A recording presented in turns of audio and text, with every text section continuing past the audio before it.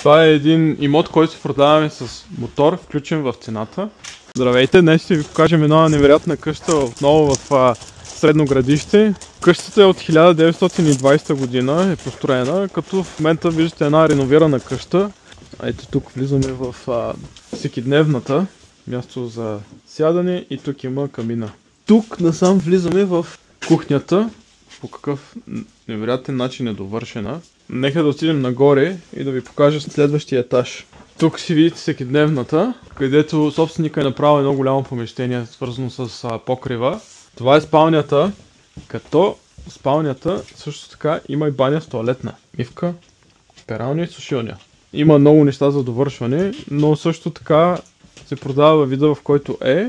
Но също така сегашният собственик поема ангажимента да ви я довърши. Ето тук отгоре можем да видим мотора.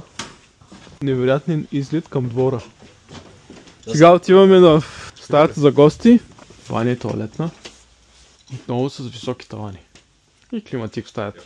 От тук отиваме в лятната градина, където по план тук трябва да има бар. А тук има един голям плот, кухненски плот. Цената все още се определя от собственика. Той е готов да се продаде във вида, в който е, както и да бъде довършена от негова страна или от ваша страна, ако решите да я купите в този вид.